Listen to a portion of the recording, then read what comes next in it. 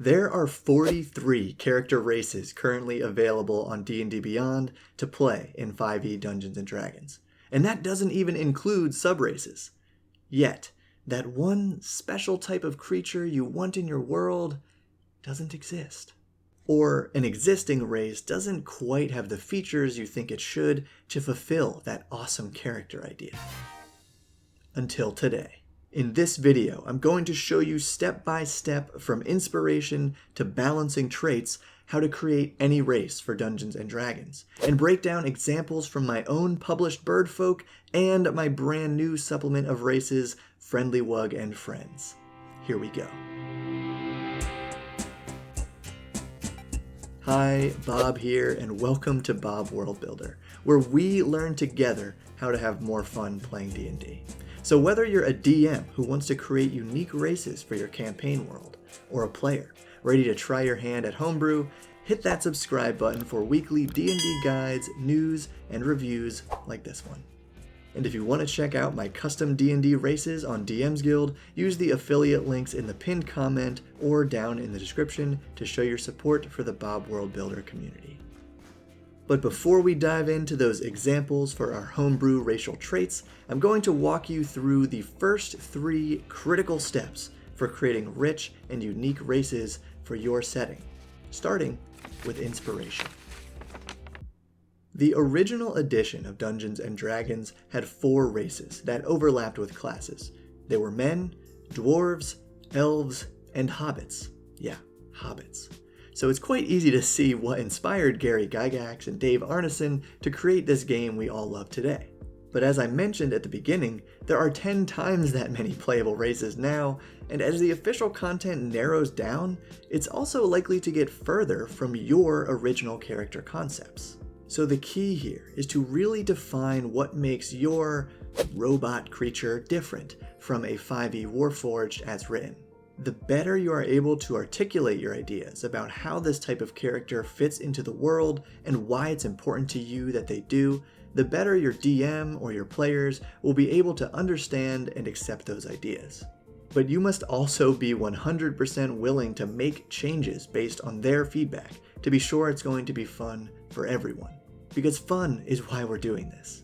So look at your favorite books, shows, movies, games. Look to history and ecology and technology, and try mixing these themes and ideas together to create something totally unique. The bird folk I made are all based on real-world birds, but one of the races from my new supplement is based on D&D oozes and ditto from Pokemon, so it's not too much of a stretch, but it's definitely original for 5e. Now let's start articulating those ideas with population. Population is simply the number of individuals that make up this group, and it's where I get to throw a little natural science into this video. If the population is high, do they just have a lower age of maturity and a higher birth rate like orcs? Or normal maturity and birth rate but low mortality and high life expectancy like gnomes? If the population is low, maybe they mature relatively late and don't make a lot of babies, like elves. Or they mature quickly, but just don't live very long, like goblins. Maybe the population is unstable. They could be spreading fast or dying off, depending on those natural rates, their available resources, mobility, or some external disturbance. The easy route is to design a rare race because they won't have crazy implications for the entire campaign world. But you still need to consider the distribution and diversity of that population. For example, Grace and I just started rewatching Avatar: The Last Airbender, and apparently there's only like 20 people in the South Pole Water Tribe. We can assume there are more of those little villages, but most of the Water Nation population is on the other side of the globe. So the Water Nation, as a D&D race, has 2 distinct tribes that, with enough variation, could potentially be considered subraces, similar to High Elves and Dark Elves. And this blurred line between population is where we run into the next topic you have to flesh out when designing a homebrew race: culture. In D&D, each race or subrace typically has its own culture. Like all dwarves are rowdy and like to drink and mine for gold and make very angular buildings out of stone.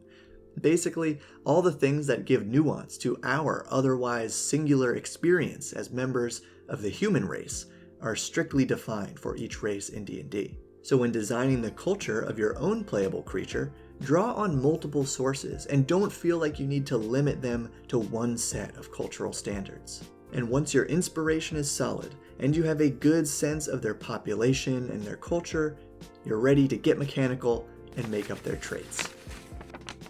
This is where you go from pure world building to making homebrew, because you need to understand the typical framework for a complete D&D race. And once you master the rules, you can break them. That's what my poetry professor always said. But this is D&D, and we're not being graded, so let's just have fun with it. Every race in D&D has the following traits. First, ability score increases usually give a +2 and a +1 based on what that creature would naturally be good at. But there are exceptions. Tritons get +1 to 3 abilities, mountain dwarves have +2 to con and strength, and humans get +1 to everything. Anything more than +3 usually comes at the cost of not being able to do much else, and negative modifiers are very rare in 5e. So my birdfolk race, the Manu, get +2 to wisdom because they're very bestial and in tune with nature. Then, each subrace gets a +1 to something else in typical 5e fashion. Age is a simple summary of when they mature and how long they live, usually compared to humans or stated numerically like in this example. And I based these ages on the official birdfolk, the Aarakocra and the Kenku. Alignment expresses their tendency toward evil versus good and law versus chaos, usually with a cultural explanation. Because the Manu are similar to lizard folk in their survivalist thinking, they're mostly neutral between good and evil, but have a pretty chaotic behavior because, as stated earlier in their description, they're always reacting to the music of their environment. Size quantifies their height and weight, and it's almost always medium. But it's fun to make small races, and I kinda wish there were some tiny and large size races in D&D. So if you're a DM, go nuts. Speed is almost always 30 feet, or 25 if they're small, but I went with 25 for these birds because they also have a flying speed, which many DMs consider to be game-breaking, so give and take. Languages are also very simple. Common and one other language either specific to that race or of the player's choosing. Then, if there are subraces, they'll be listed here, and most of the cool features will be under their subheadings. If you want to hear more about each Manu subrace, check out this video, the third one I uploaded to this channel.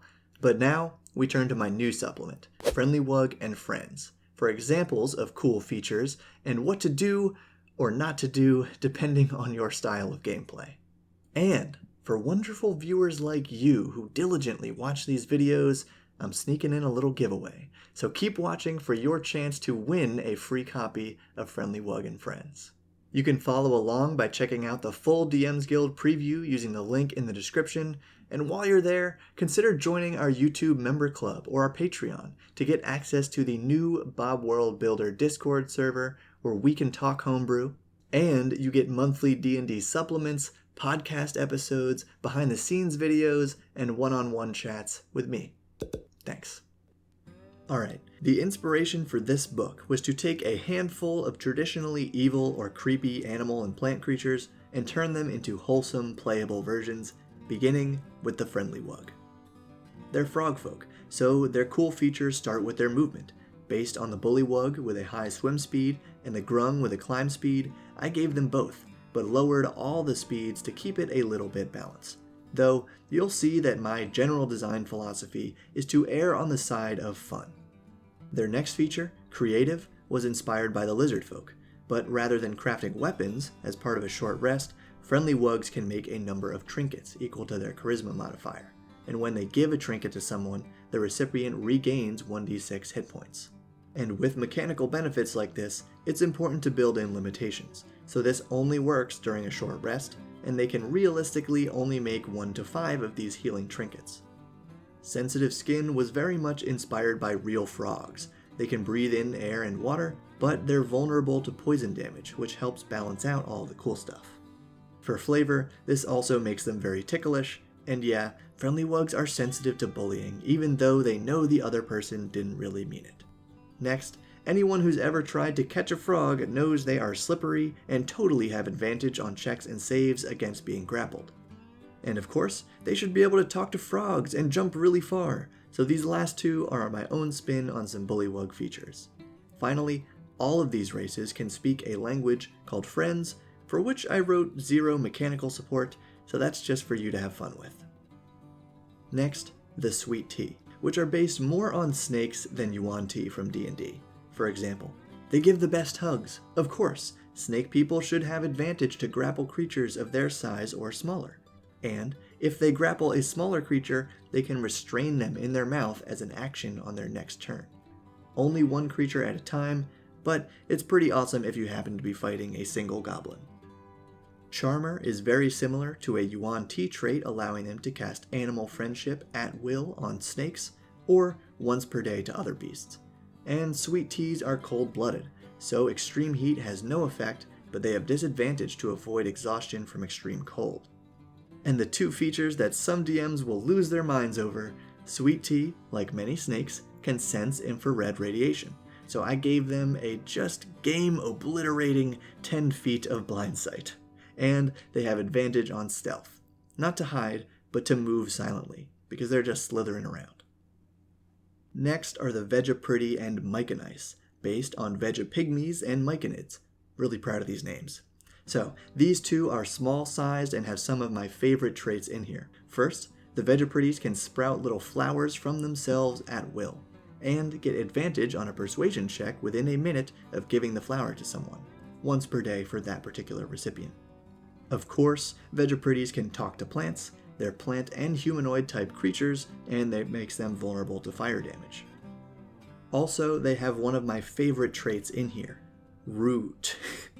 As an action, they can root themselves into any loose substrate. While rooted, they can't move, they gain tremor sense of 10 feet, and they have advantage against being forcefully moved.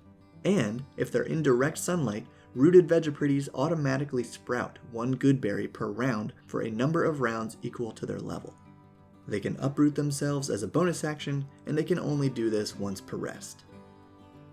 Myconice have a similar ability called Tune In, which gives them 30 feet of tremor sense, and instead of good berries, they just regain a single hit point. If they're rooted in a surface they can decompose.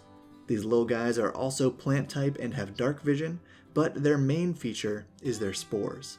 They can use each type once per day as an action and target a number of creatures equal to their wisdom modifier within 5 feet. They have a calming spore to get out of danger, a rapport spore for telepathic communication, and a sleep spore for sweet dreams. Lots of room for creativity with these spores, and with our next race, the Thrykind, based on the Thrykreen insect people of D&D. And Thrykinds have 3 kinds, really 3 variants, like the variant human in the PHB. Not a full-on subrace, but simple traits that make a big difference. The burrowing Thrykind have burrowing and climbing speeds. The springing variety has effectively the standing leap feature from the friendly wug, and the flying Thrykind has a totally game-shattering flying speed of 25 feet. I know, I hope you were sitting down. Thrykinds can also see in all directions simultaneously with their huge compound eyes, and their tough exoskeletons give them a minimum AC of 13 plus dex. And Thrykinds are versatile. These bug boys have 6 limbs, and their tiny middle pair can be used as legs to enhance their stability, or used as arms to carry simple objects. And this one was just kind of silly. The Caring Toa are goofy fish folk with pretty simple traits compared to most of these races. Based on the Kuatoa, they have a full 30 feet swim speed, they have dark vision, they can breathe air and water, they have resistance to cold damage, they can talk to other water-breathing creatures, they're slippery like the friendly wug, and because of their cultural affinity for constantly trying to prank each other, Caring Toa cannot be surprised. Next, good gnolls are not actually gnolls at all. They're just dog people who can run on all 4s to double their movement speed and increase their long jump, and they're bold leaders who give their allies within 5 feet advantage against being frightened. And once per rest, they can encourage an ally to use their reaction to make a melee weapon attack. And These hounds have advantage on perception checks to smell stuff, plus proficiency in the insight skill. Finally, the new most fun race in D&D, the Pleasant Pudding. Intelligent oozes that primarily exist in a humanoid form, but they're goopy, so they're also an ooze-type creature whose shiny, rubbery body gives them resistance to non-magical bludgeoning and slashing damage. But that's just the beginning of their awesome features. Goop Shifter allows them to change their form as an action. The alternate forms remain pink and rubbery, and they cannot speak, cast spells, or attack with weapons, but they can make unarmed pseudopod attacks. There's no limit to how long they can stay in an alternate form, but they can only change form once per rest, and they can return to their humanoid form if they drop to 0 hit points or choose to switch back as a bonus action. The alternate forms are Goop form, which allows them to be an amorphous pile of goop that can squeeze through tiny gaps, be immune to grapple, and gain blind sight for 10 feet, but they're blinded beyond that radius. And the Goopamorph, which allows them to take the shape of any medium-sized creature they have seen or can imagine. And it gets cooler. Their final trait is to split. Just like regular oozes, when a Pleasant Pudding takes slashing damage and has at least 10 hit points, they divide into 2 half-size versions of themselves. The 2 halves keep all your stats except their hit points and weight are cut in half. And like the Reduce spell, their halves have disadvantage on strength checks and saves, and their now tiny weapons do 1d4 less damage. The halves share initiative, they share spell slots and concentration, and magical items can only stay with one half. Then the halves automatically recombine if one falls to 0 hit points or after 1 minute. Like I said, these races have more traits than most because I try to err on the side of fun. So if you play with hardcore min-maxers, you may want to eliminate a feature here and there. And I didn't want to make this long video even longer by reading the lore and descriptions word for word, but I highly recommend checking them out in the full preview. I really tried to make this supplement fun for you to read through. And remember, these wacky homebrew features come from having a solid basis of inspiration, considering their population and culture, and researching traits that are already out there. Now, it's giveaway time. The first 4 people to leave a comment with the words Pleasant Pudding will receive a free copy of Friendly Wug and Friends. Thank you for watching and supporting this community-created content, and keep building.